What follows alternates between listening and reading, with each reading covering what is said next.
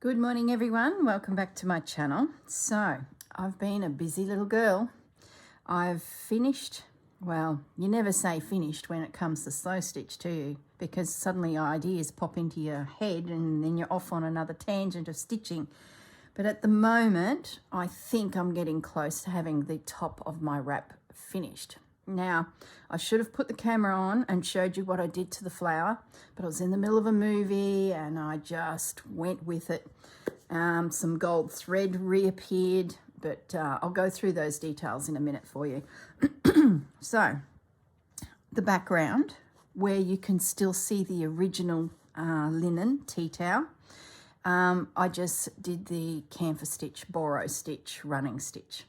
In a few spots, I did change the direction and I started experimenting with, see how I've gone across at an angle and then came across the other way. I really, really liked the way that looked.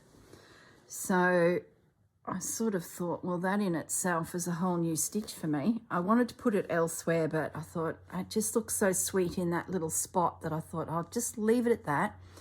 But yeah, I was really happy with that. And it was only because that line of stitching went out here and then I did 3 rows up to there. It was just something random that happened. I did a little bit more fly stitch, this time just in the cotton thread, where earlier I had used the gold thread and you saw that on video. That gold thread then reappeared here, here and here with some pistol stitches. So it just looks like little sprigs coming up.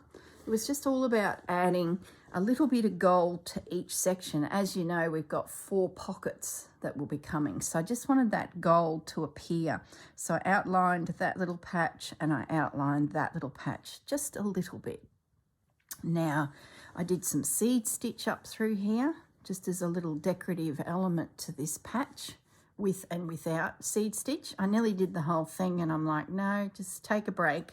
Let's see the fabric for what it was, and then where I guess Corrine has come along and embellished it a little bit more. Now, what else did I do? I sort of, oh, that's right. I did do some more crosshatch. I did it on this patch. Now, this patch had little dots on it and they were very pale. So I thought, well, I'm not losing anything. I still have the colour of that piece of fabric. So I enhanced it with some of that running stitch, but all on the angle. And I really like the look of that. That will be reappearing somewhere in my life again very soon. So it's great when you discover some new designs.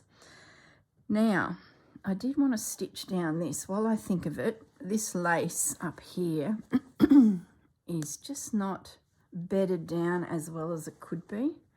See here? I feel like that would catch on something. So while I think of it, I'm just going to run a few stitches here. Then I'll show you what I did with the flower, and there's probably more stitching I could do there. In this video, I do want to start working on the lining fabric. I guess the fabric going on the back of this piece. And I've got a few ideas of how I'm going to attach it all. But let's not get ahead of ourselves. Let's just get this little bit of lace stitched down before it's forgotten. It's one of those spots where you think, oh, I must stitch that. And then a day goes by, I must stitch that. And another day goes by. And you get carried away with new and better things and you forget there's just these few little spots where you really need to pay a little extra attention to get it nice and secure.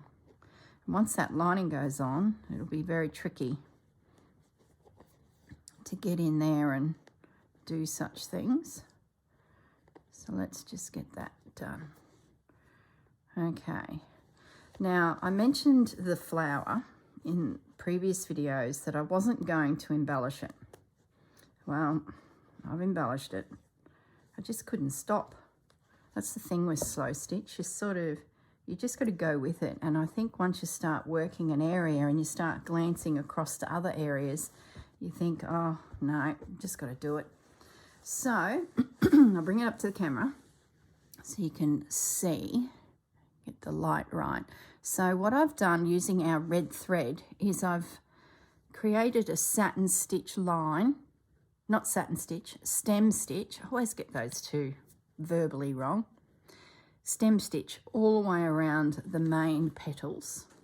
Then I started looking at what the artist has created in the way of the shape of petals, and I started working some of those lines. In the center, I did just some long stitches, and then using my cotton, I did some little pistol stitches. And then the old gold thread came out. Thanks, Susanna, for enabling me with gold thread. I've actually been chatting to her in the UK, telling her just how fantastic this thread is, because she hasn't had to play with it yet, and I need to find us some more colours, so I'm definitely on the hunt to get some more threads of this same variety. So I put French knots all through there. Then with that gold thread still in my hand, I started working in the stem stitch some of the outlines of the leaves. I try not to go overboard because I could have stitched all this through here, but I don't know, I sort of had to just back away a little bit. I'm tossing up whether I need to stitch that line through there, but I think I'm going to leave it. I just want the light to bounce off the edges of these petals. Not that there's much light bouncing in there because that's underneath the petal, but anyway, that was my theory. So I think I'm finished with the gold thread, but when I came back this morning, I think I need some more red stitches in here, which was just a combination of short and long stitch. So I want to do that with you guys. So if you're a little bit unsure about stitching onto a printed flower piece, just give it a go, because I think you'll be surprised at how simple it is. And if you follow the strokes of the artist before you, you'll find that it just works, because you can clearly see here in this petal the gradient change in colour. So pick one of those colours and just stitch those spaces. That's a good starting point. So don't be afraid to have a go at painting flowers with thread. It is so much fun, and it always looks great because the artist before you has created a great flower, so all you're doing is, you know, just enhancing it. So what I'm thinking now, see this edge here, I'm going to try and keep my stitches to the bottom side of it so that I really make it quite dark in there with this red stitching, and I don't want them too close together. I want them a little bit scattered, like you've picked up a paintbrush and just drifted a bit of thread through the area, or paint, so to speak. So a short and long stitch. So I'm just going to work up this edge with my thread, and for those of you wondering what colour thread it was again, 498. It's one of my go-to reds. So today's French chitty chat is all about tassels. Now, a bit of an exclusive thing for Lisa's tour group is a tassel maker. Now, if you want more details, reach out to Lisa and she can let you know if they are going to be going back to the tassel maker in future tours. I'm not 100% sure it's part of the regular tour. I think it was a little bit of a special treat. It just happened to coincide that the owner was there, and we had a private viewing of their studio. Now, I understand that these tassels are made by the company. It's about 4 generations. The son was there, an expert tassel maker in himself, so his dad sort of made him learn the craft of building up a very ornate tassel. These tassels are available around the world. They're like the manufacturer, and they wholesale them to furnishing companies around the world, and I believe they are in Melbourne. If anyone was interested in looking for gorgeous tassels, just send me a message and I will find out from Lisa where you can buy the tassels. But be warned, a tassel that was about this big that caught my eye was about $400 Australian.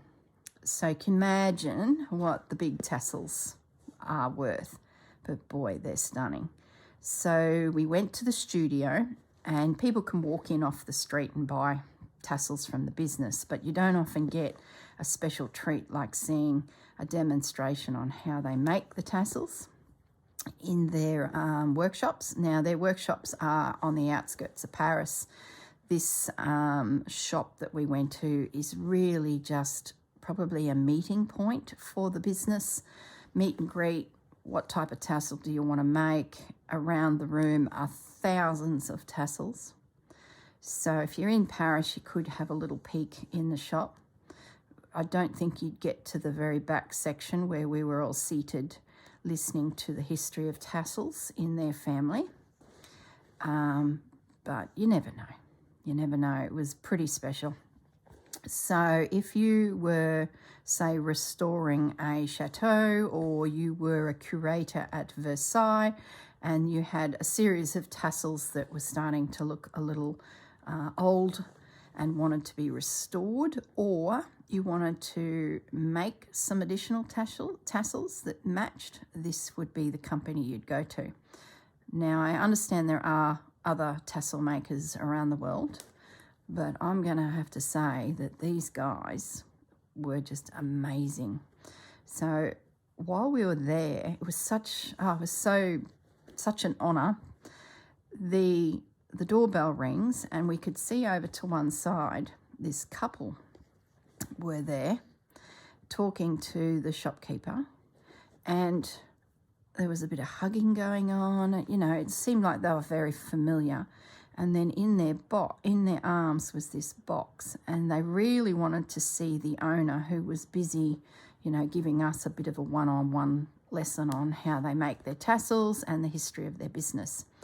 He actually had a loom there that winds the beautiful threads, or creates braids. Like, see this braid here on this tassel? The loom would make that.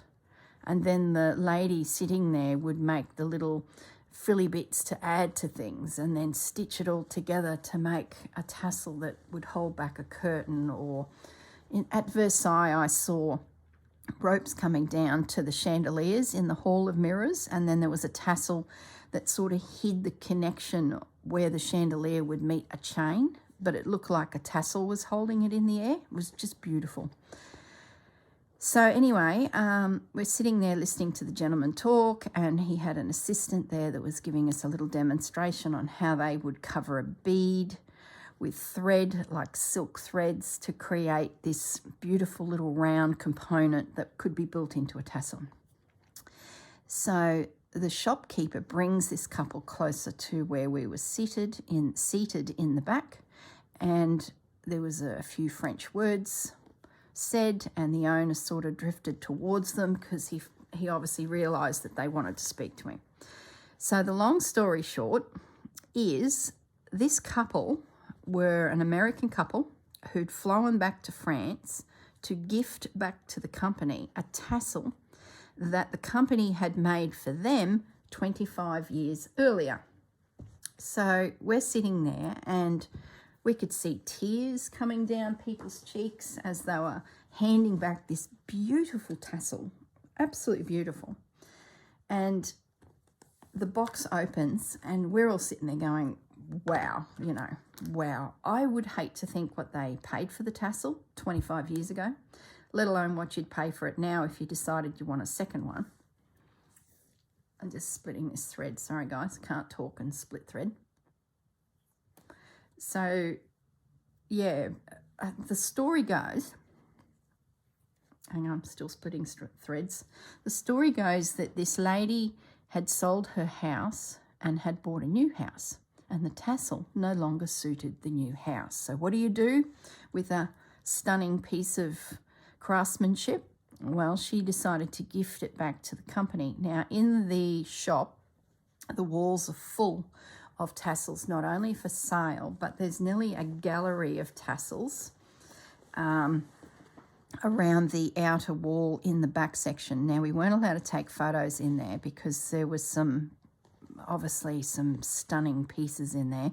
Some of them were copies of tassels from Versailles, palaces from England, just around the world. Like, they are the tassel makers on the planet, I would say. So I got some photos in the actual shop part where, you know, anyone can walk in off the street and have a little peruse of their business, and that in itself is stunning. They had these huge boards that were on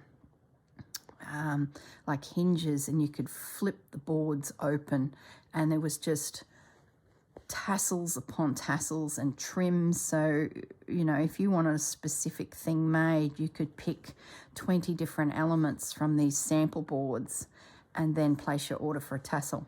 So that's sort of how the business goes. And I'm guessing they create their own anyway, and people like businesses in Australia that sell home furnishings, I'm guessing to the high end of town, would have their tassels available for sale. So amazing, amazing. And in amongst it, we witnessed this tassel coming home.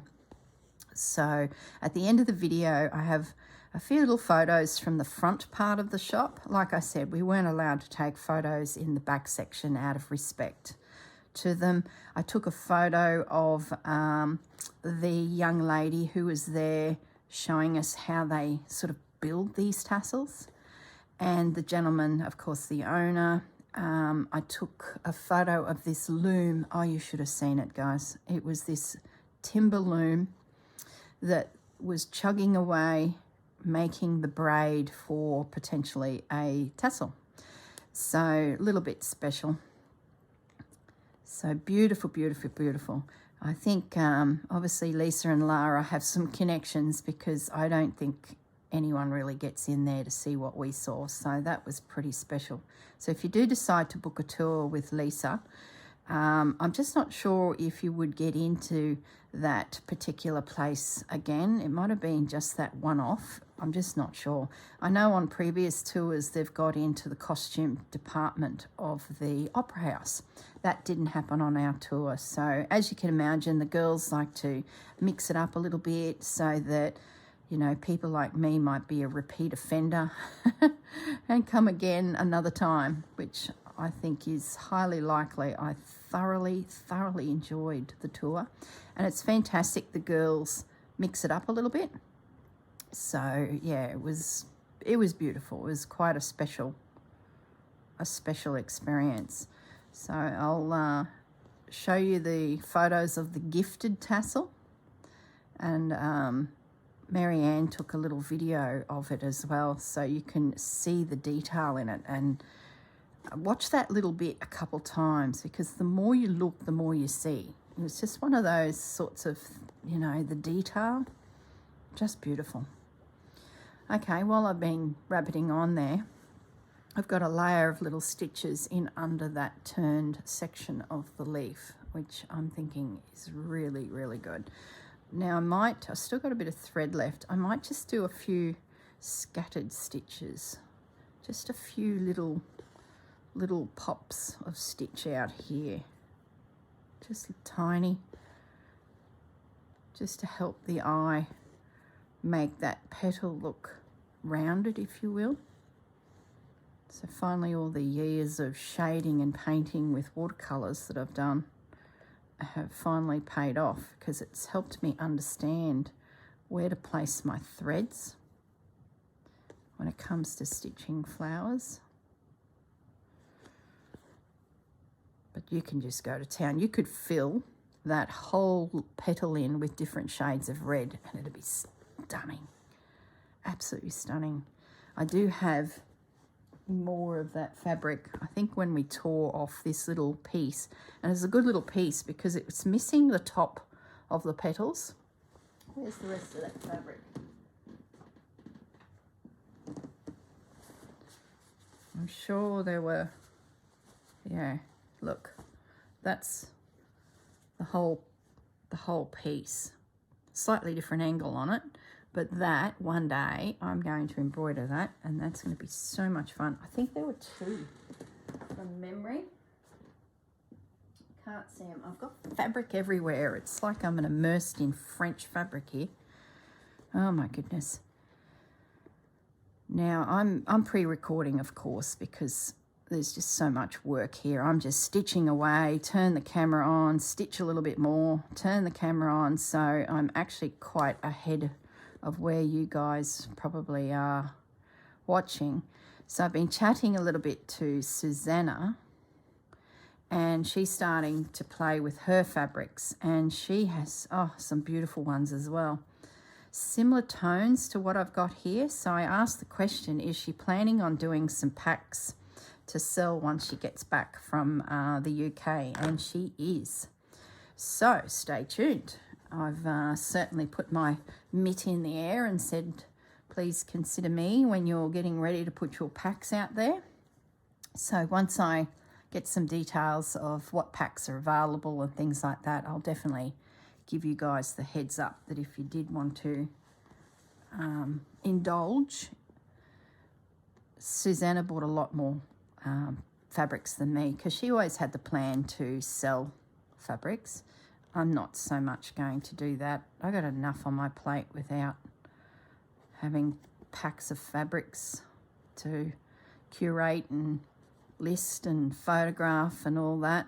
Maybe one day, but at the moment I'm just buying enough for me to play, and it'll keep me busy. Maybe one day. Wouldn't it be nice to have an excuse to go to Paris and buy fabrics for the store? Now, also Lisa and Lara were busy purchasing all sorts of treasures. So keep an eye on the girls' page as well. They call it Flea Market Days. So if you subscribe to their newsletter, you'll get a newsletter come out with deals, packages, anything new that's been listed in their store. So, yeah, jump on over to their website. You've got to be quick, but guys, so don't take time to think about it, because the number of times I've headed over and they're already sold out. So heads up on that. And the Flea Market Days, that part of their newsletter, are all their finds from the different markets that they go to around France. So it's a lovely way of building up a little bit of stash of fabrics from this country without having to do the travel. So while I was not even thinking much, I did this little bit of stitching here. It was just where that artist had daubed a little bit of red, dark red paint. So I thought I might as well highlight it. Sort of feel like I could do a little bit over here. Like, where does it stop? That's the problem with this. Before you know it, you've stitched in the whole flower. So I'm just going to do, I think, scattered little stitches here. And then I think I'm done. I could go and get a beige thread, like a wool, and do a little bit more around the stems and things like that, but I'm not going to. I think I'll save that idea for when I actually stitch the flower again in another project.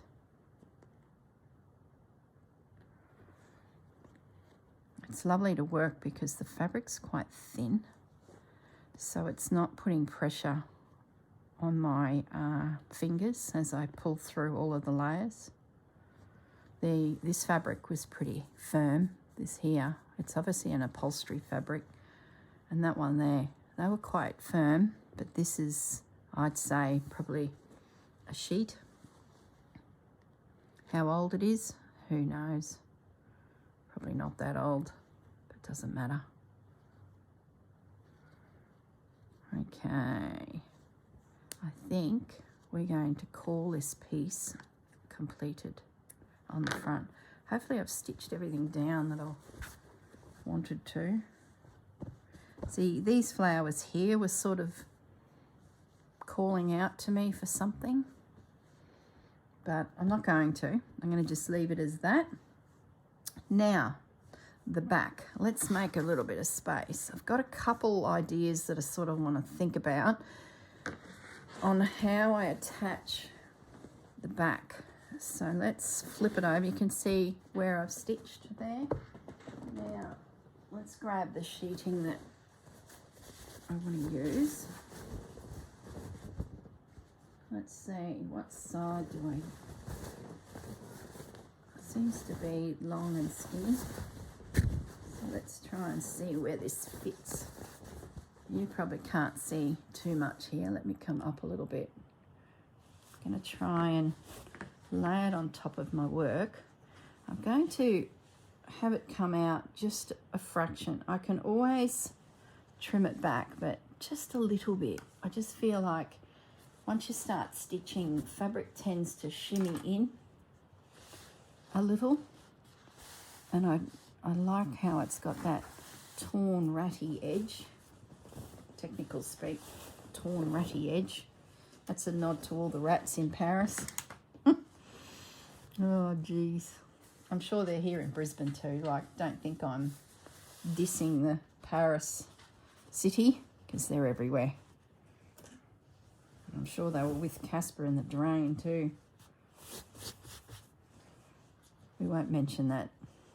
I'm still traumatised. He seems to have fully recovered. I must say, he's sticking to me like glue.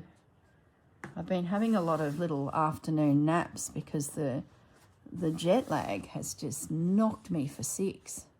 Must be getting old. And Marianne too. Marianne actually came back with a bit of a head cold, so she's been feeling pretty ordinary. Chelsea, the young little possum she is, bounced back, no problems, straight off to work, straight off to the gym. You know. Oh goodness, I've got threads caught in the stand that holds the camera, so it went a little bit wobbly there. So I'm pretty happy with that, I think. Maybe it's a little bit too generous. Might bring it back a little bit. So I guess the next thing we've got to work out is how we're going to attach this. My original thought when I was sitting in a hotel room thinking about the project was I would camphor stitch this ever so carefully and make the stitch just sneak through that decorative panel at the front but not come through,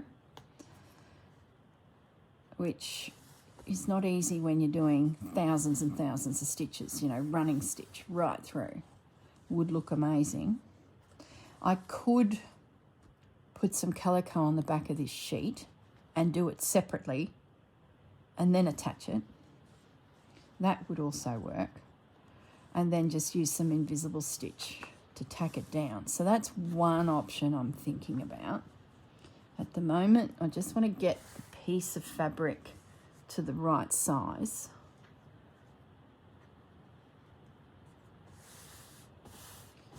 And then go from there. Now, something that popped up on YouTube, it's amazing how YouTube knows what I'm thinking, isn't it? Just amazing. Something that popped up on YouTube was Kate from Last Homely House talked about tying a quilt together. And I thought, oh, hello, that might work for me. So I just want to have a play with that concept before I decide whether it'll work or not for me. Now, if you're not sure what I'm talking about, that's where you use threads to tie your layers of your quilt together. So I'm going to play with that first. I haven't tied a quilt for years and I sort of had forgotten about it. And I do like the effect because you have a series of little threads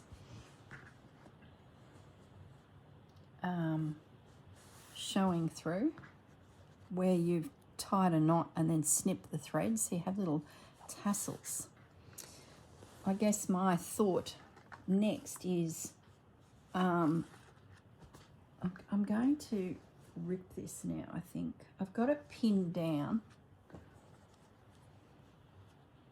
I won't rip the edge yet. So I've got a little bit of wriggle room if it decides, ow, there's a pin. Stop running my hands over the fabric, girl. It's going to bite. So I'm just going to snip and rip.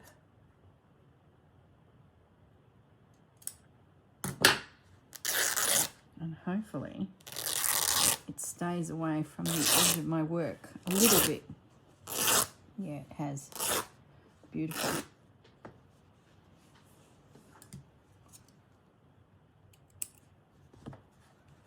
Okay, I've now separated out a panel from the big piece.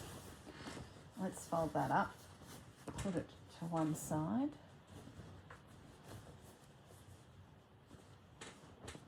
All right.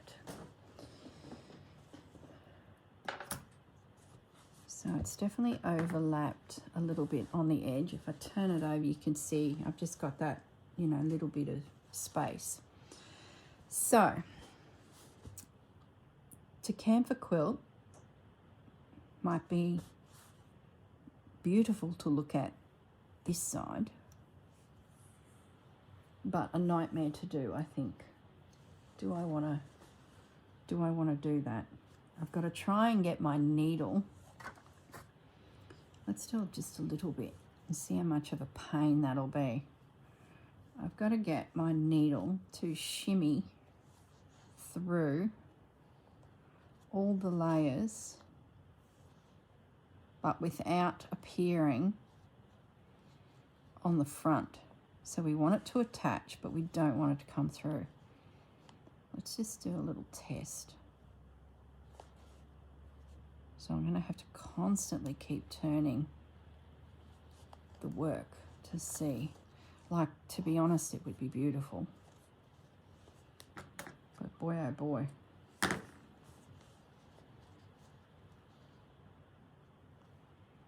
It's like I can just feel the layers of the fabric there. I wouldn't say the thread and needle are sliding nicely through, so I can feel pressure coming on my thumb joint here. And to camphor stitch this entire piece, I don't know if I want to put myself through that, to be honest. You can see, well, you can't see, I'll bring it up to the camera. See the stitch line there? So imagine that every, say, 1/4 of an inch over the whole piece. Oh, I don't think I'm going to do that, guys. As much as I'd love to. No, I'm not. I think that would just be too much for me. So let's just shelve that idea for now. Maybe if the piece was a smaller decorative little panel, yeah, go for it. I would definitely do it. This is pretty big. So, thinking that that might be the case, Kate from Last Homely House popped up with the tying of the quilt. And I thought, what a great idea, and it would give an effect. So, let's have a play with that idea. I could invisible stitch it, but all you get is the little dimple where your little invisible stitches go. Once again, you've also got to sneak through the layers. So, when this video popped up of Kate and her daughter-in-law's latest adventures in quilting, just in conversation, she mentioned tying layers of quilts together, and I thought, oh, that could work. So what you do is you can use as many pieces of cotton as you like. So if it was stranded cotton, I'd probably use all 6. But because I don't want this to overpower my project, I'm going to keep it quite dainty and just use the thread I've been stitching with. Now we've got 2 options. We can have the tie this side, so across the piece will be all these little tassels, or we can have the tie in here. That's the bit I can't decide. So let's do a few, hey?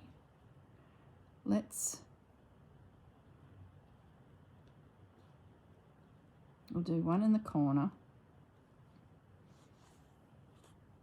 No, you've got to go from the top. If your knot's going to be on the top surface here, you've got to keep your stitch close to the next stitch, the stitch that just came through. This is a really good way to finish off quilts if you're not wanting to do, you know, the machine stitching and you want more of a rustic feel. And then you do a surgeon's knot where you make it twist through twice. So once would be as if you're tying a bow on your shoelaces, but if you get that little tail and go through a second time and then do it again, so wrap and wrap again, you've got a very secure little knot. Then you just snip it off and that's it. So a very simple little tied tassel. So being we're talking about tassels today, I'm thinking this might be a nice little, so not only will it attach everything, which is good, and it won't be too obvious over here, I'm liking the idea of actually having it to the front because it's going to add a layer of interest again to my decorative panel. So once again, just go through and tie it off. How easy is that? So if you've got a quilt that's yet to be connected to the backing, I didn't do a surgeon's knot then, I just did it once, so lucky this is not a quilt. I'm going to use the width of my finger as my guide, so I'm just going to cut to the top of my finger there, and there's a little tassel. And that's it. So yeah, if you've got a quilt top that you've never got around to, and maybe, you know, joining it, so the width of my thumb at the moment seems to be where I want to be. Oh, I keep coming from the bottom. That's because we're so used to stitching and our knot would be on the bottom side, but we've actually got to come from the top. Leave out a little, come back through near where you came, and then tie it. And remember, we're going to roll it through twice. And then do it again. It's tedious, but I think going to be very effective. Now, I guess the last thing I've got to think about is, are these, so the width of my finger is where I'm going to cut that tassel. Yeah. So on the bottom side, we'll get these little tiny little indents where it's caught it, so it's not going anywhere. And then on the top side, we have all these little threads, which is, I think, going to add a beautiful detail to the piece. Yeah, I guess let's just do a couple this side to see if it's something we want to see. Oh, no, sorry, back it up.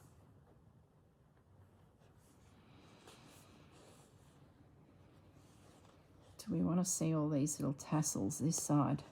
I sort of feel like they'll look a bit odd because this side is not textured like the other.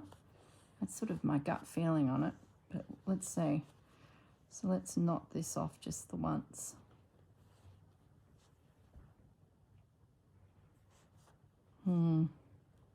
I think I like it this other side. That sort of looks like a pulled thread. Oh, look, you could do it. You could do it either way. I'm just going to undo that. I don't like it.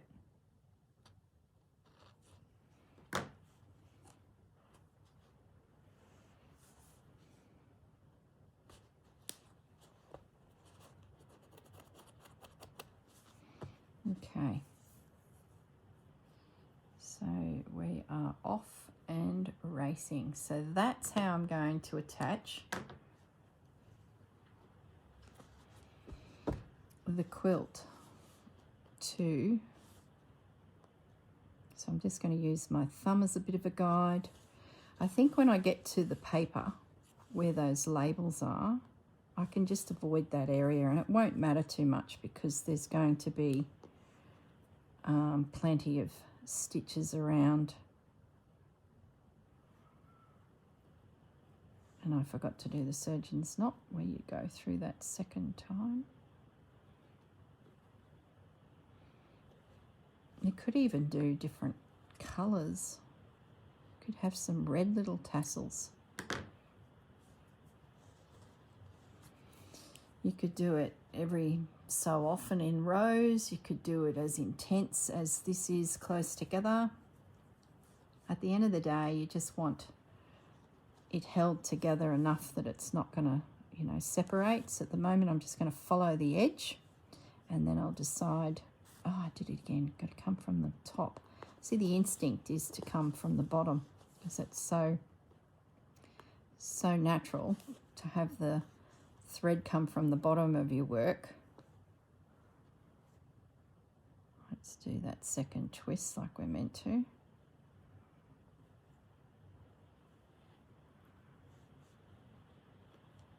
There we go. And then trim. So yeah, that's it. I like that. I love it. Let's just do a few more. How are we going for time? Oh, see, oh my goodness, I did it again. That's they call that in crocheting muscle memory, and it's when you start to get a pattern into your brain, and it's just repeat. Look, I've come through the same hole. See, I nearly did it again. Seriously, girl, get your act together. It's you get a pattern in your head, and it might be 20, 30 stitches, maybe more, and your brain just remembers the routine.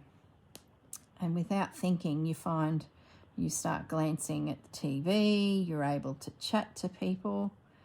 It's called muscle memory. It's where you literally remember the next stitch.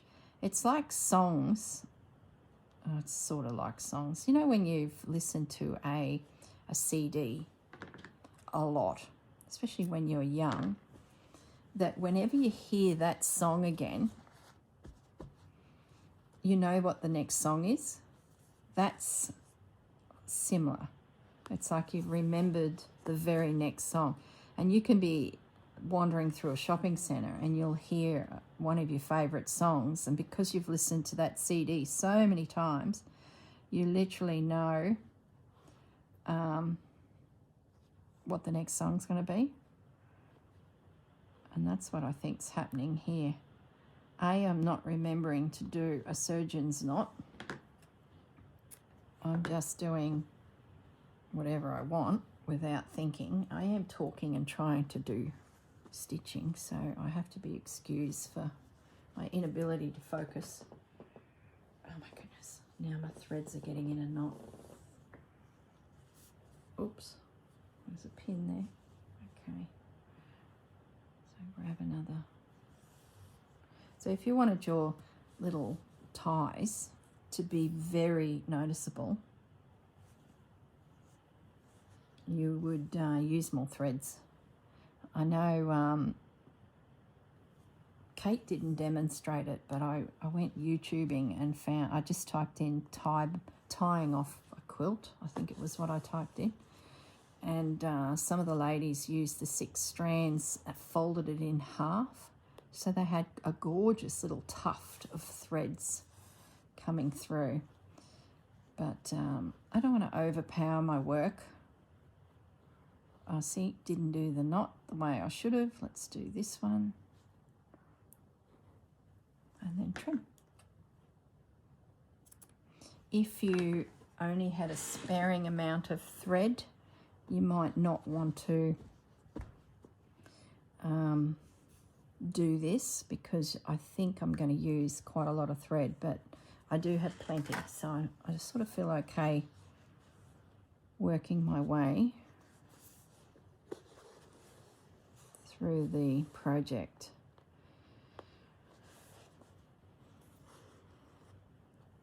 So there you go. We have a plan. Oh my goodness, it's 44 minutes Seriously, see, I forgot to do the knot again. And then I remember that I haven't done it, so the second knot is actually the correct way. 44 minutes and all we've done, well, we've done a bit. So it's ironic that this video is all about my tassel story. And here see? Oh, God. Look what I did. I put a knot in the thread without thinking. Don't need knot. I've come from the bottom without thinking after having told you already 20 times, don't do it. Oh, goodness. It's going to be a long day. Once I get the border, and yes, I didn't do the knot right. Once I get the border done, I'll then have a think about the spacing I use to go through the center. I love this edge. Let me bring it up to the camera. Ow, there's a pin. Could take that out. Maybe move it into here. See the edge? I've got all these little ties. It's very pretty. And then what I'll do is I'll trim back that fabric just a little bit. Hopefully it'll tear. If not, I can just cut it and then just fray up that edge so it does look like it's torn. But I won't do that yet. I'll wait till the very end. And I'm thinking I'll probably come out maybe 2 inches and then just place some scattered through. I don't want to have ties right in the middle of some pieces like this little man sitting on his bench seat here, but I could have ties sort of around him and that then wouldn't be interfered with. Could definitely have ties through this, so I will be a little bit picky on where I put the ties, but the edges I'm going to be quite methodical because it is going to hold, you know, it all together at the end of the day.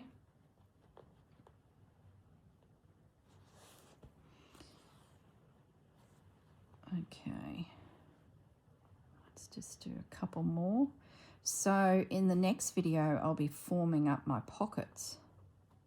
Now, a few of you have had concerns that the little insert may not sit real well. Quite possibly. I'm yet to really road test that. I'd love it to be there, but if it creates bulk, it doesn't really matter. And you know, the other thing that sort of I'm thinking about too is it's hidden and in this project. Oh, look, I've come from the bottom and I've knotted. Seriously? Oh my goodness. Talk about can't get it right.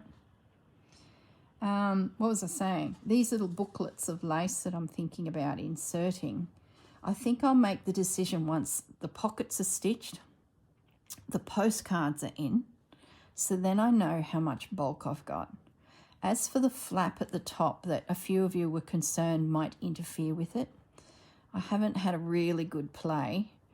Like I'm doing 3 knots there because I didn't even do the knot right. I'll be good once I stop yibby-yabbering to you guys and just concentrate on what I'm meant to be doing here. So my thumb is my rule. So stay tuned, and the next video will be making those decisions. So once this becomes one piece, I'll feel more confident that, there we go, we got the knot right on the first half of the knot. And then around we go again with that second twist. Yeah, once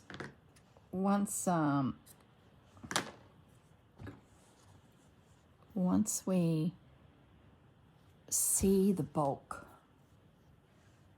we'll then know if we can add more bulk. Does that make sense? If I'd made a sample prior, I would know the answer to that question, but hang on for the ride. You know how I roll. We literally nut it out together.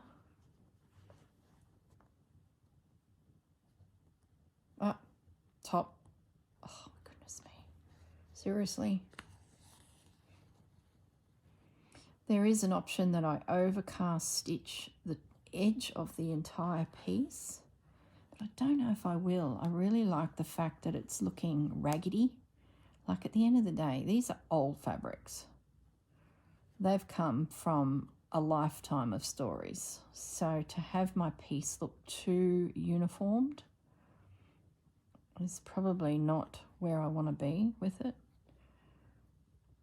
I don't think they're going to fray a lot. So it's not like I have to protect the edges from fraying. I sort of want it to look like it's literally, no, I went to do a knot. Oh, it's because I'm talking to you guys and not concentrating. Yeah, I sort of want my piece to look like it's fallen out of a cup. I'm coming from the bottom. Man, I'm glad you don't have to suffer anymore. You'd be thinking, gee, girl, get your muscle memory happening. It'll happen once I do 300 knots. This will be a nice relaxing afternoon of stitching, won't it? Knotting my piece together. Very old style of quilting. Oh, that just... See, I had excess there, and it's amazing how much fabric moves. See, I'm coming from the bottom. Don't do it. Need to be coming from the top. I think my next line of stitching, I will come from the top and work down. So I'm not constantly pushing my fabric that way. I'm pushing it back the opposite way, and I think that'll help it really settle in. Once I get off camera too, I'll move my piece out onto my main table and just make sure it's really seated well. I'd hate to go through all this effort and it's all shimmied by the time I get to the other end. Might even pay to put a bit of a tacking stitch through there. I think I might do that as well. I can always remove it, and that way it's going to stay exactly where I want it. I think I will do that, guys. I'm going to run a tacking right through just to make sure she stays. So that's the other side. It just looks like a tiny little stitch holding it together, so it's going to give quite a quilted look. And I guess another decorative thing you could do is your next knot would be in the middle of those two, so they're alternated. But who knows? I don't know if I'd go as heavy as that. I don't think I need to. I just need to work out a line that maybe I can go through here, and that's enough to hold it without interfering too much with that image. Then work out what that width is and go, all right, well, if I go through here, what's it going to interfere with? That looks fine to me. I'll also need to take into account the flower. I think that's going to look quite pretty with little threads around. So I could even do more there. I don't know. And then I also need to take into account that that paper, because I don't want to be bringing knots up through it. So there you go. Thank you to Kate from the last homely house for throwing out a sentence that just sent me in another rabbit hole. That is how we're going to join our layers. We're going to tie them together. And I think it's going to create quite a pretty little finish to the top of it. You probably can't see it real good. So there's an opportunity to even do some red knots in amongst it as well. You know, a couple little red ones. Ooh, I like that idea too. Anyway, I'm going to leave you in peace now. I'm going to put some pictures of the tassels, our tassel experience, and you have a lovely day. And if you're following along, I know a few of you are, because you've been on a holiday recently and you've got a little pile of postcards sitting in the cupboard. So you've dragged them out, gone and found some fabrics and creating a bit of a wrap for them, a slow stitch wrap to hold some of your memories. All right, guys, I will see you all in the next video. Bye for now.